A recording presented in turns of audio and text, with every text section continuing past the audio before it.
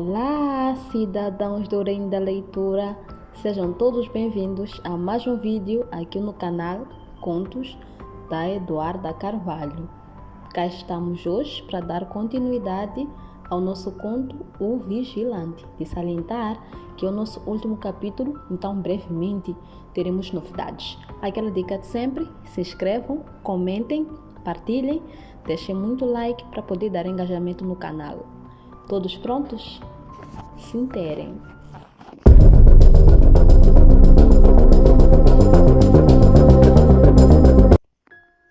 Rosa estava parada no quintal e viu a tia chorar enquanto escolhia a couve. O motivo? Ver sua irmã mais nova parir em seu lugar, porque ela era estéril. Bem-aventuradas são as mulheres com o ventre seco, pois ninarão mais filhos do que as que podem nascer. Ela falava sempre que via as crianças do bairro ficarem com ela. E ela sorria e brincava com elas. E as crianças sorriam. As que choravam, ela ninava. Depois se viu dentro do quarto a assistir uma discussão entre o casal. Afinal, a tia não era estéril. O homem era estéril. E para não ser mal visto na sociedade, fez um acordo com a cunhada e deu a ela permissão para fazer filhos fora.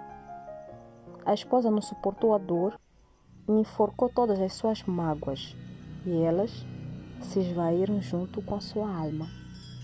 De repente, as crianças que antes eram bem recebidas já eram um aborrecimento.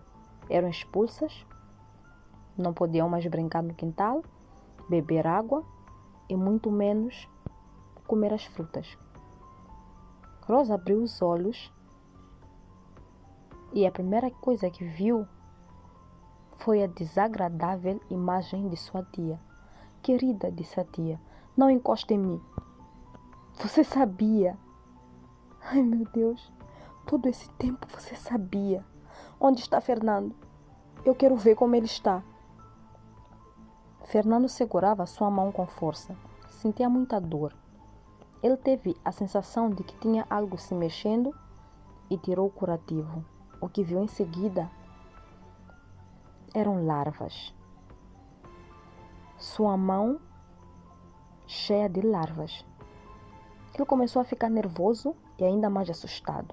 E para piorar, estava dentro daquelas grades e não sabia exatamente o que poderia vir a acontecer com ele. Saiu do transe quando ouviu a voz do oficial. Fernando?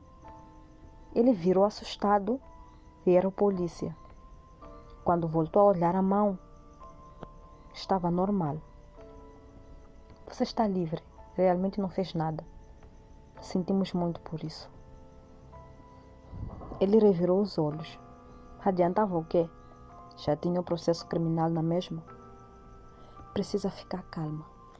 Rosa, precisa ficar calma. Vocês sabiam, todos vocês sabiam, e mesmo assim me puseram naquela casa. Achávamos que eram boatos das pessoas que alugavam, dos vizinhos. Por que não ficou comigo quando eu pedi? Eu pedi tanto. Era tão simples. Mesmo assim a senhora me deixou sozinha naquela casa, com todas aquelas coisas. Rosa, calma. Eu podia ter perdido meu bebê e esse maldito espírito não me deixa em paz. Eu sinto constantemente alguém a me observar. Por que fizeram isso comigo? Eu não tenho mais paz. Por que deixaram essas coisas acontecerem comigo? Ela começou a ficar tão nervosa que tiveram que chamar os médicos para sedarem. Fernando voltou para casa. Queria porque queria saber o que realmente acontecia ali.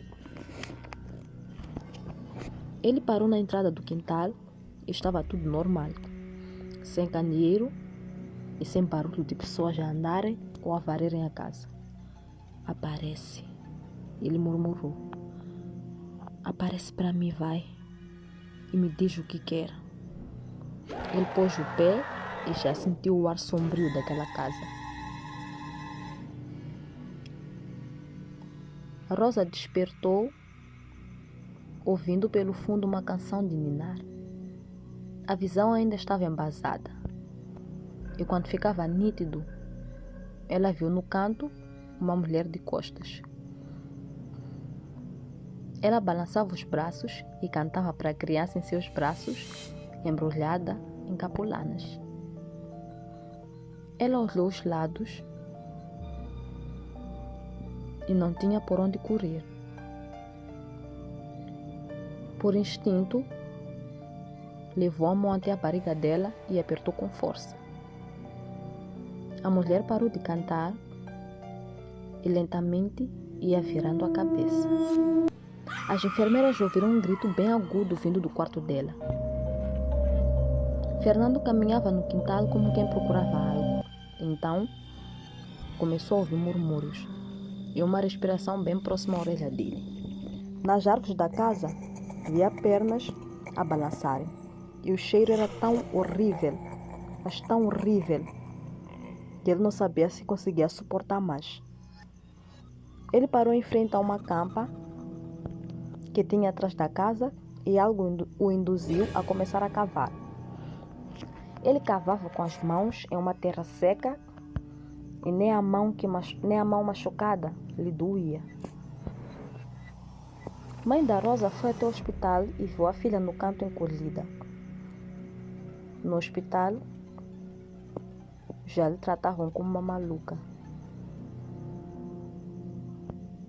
Ela ficou tão sentida ao ver a filha daquele jeito.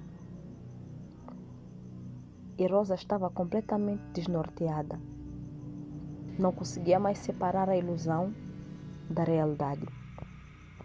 Quando Gina chegou, sua irmã não estava com a melhor das caras. Ela já sentiu que teriam problemas. Olha, mana, eu juro que eu não sabia. Por que fizeram isso? Por que me ligaram e insistiram para tirar minha filha da minha asa para estragarem a vida dela? Nós só queríamos ajudar e evitar que passassem vergonha, pois não me importa. Rosa é maior de idade. Você é mulher. Eu sou mulher.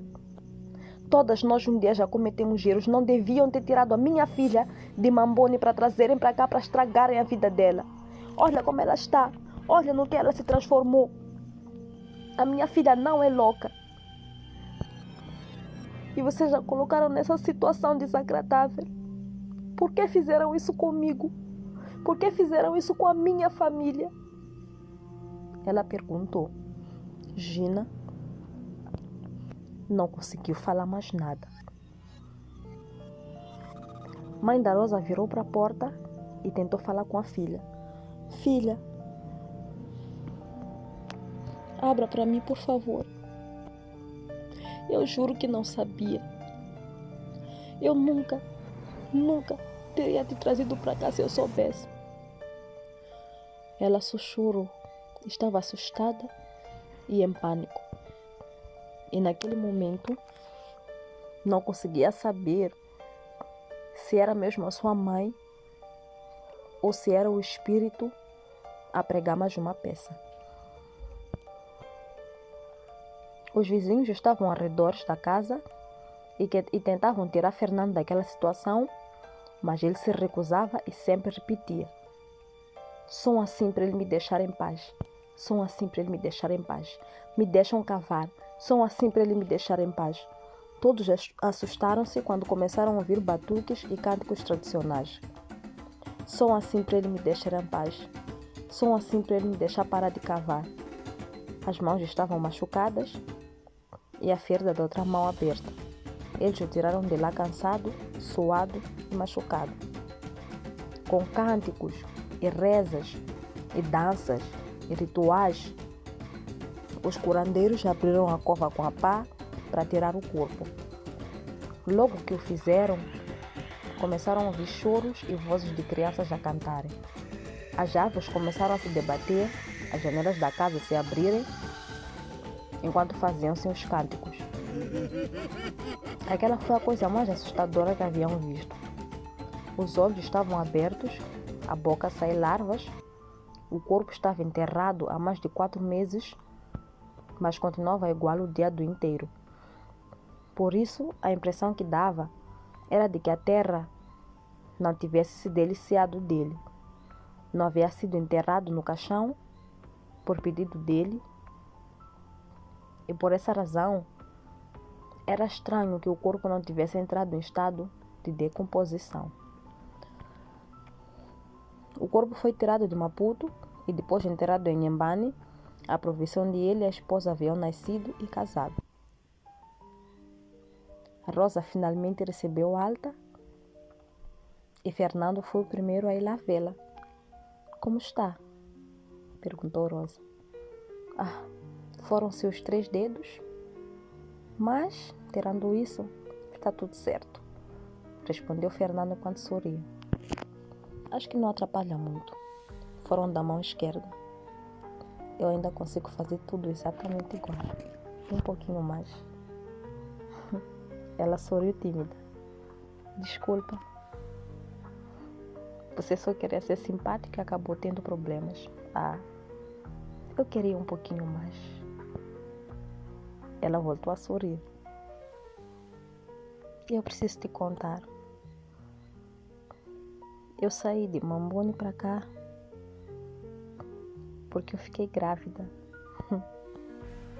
O pai do meu bebê não quis assumir. Então, para esconder a minha gravidez, os mais velhos acharam melhor me trazer para cá.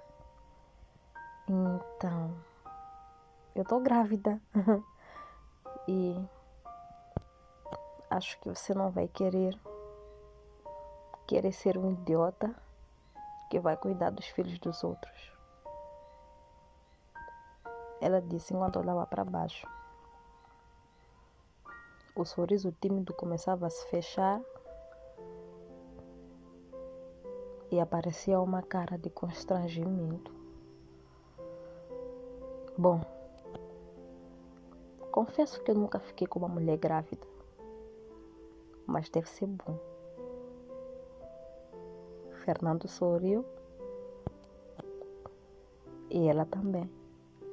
E além do mais, não é seguro você trocar as lâmpadas sozinha, ficar naquela casa enorme. Olha pelo lado bom. O titio pelo menos te deu um eletricista. Acho que você tem um ponto. Te pego às 20. Para nos conhecermos melhor. Ela pegou a bolsa e levantou. Fernando sorriu, mas quando ela virou, o sorriso dele se fechou. E quando não existe mais espaço no inferno, os mortos visitam a terra. Até a próxima!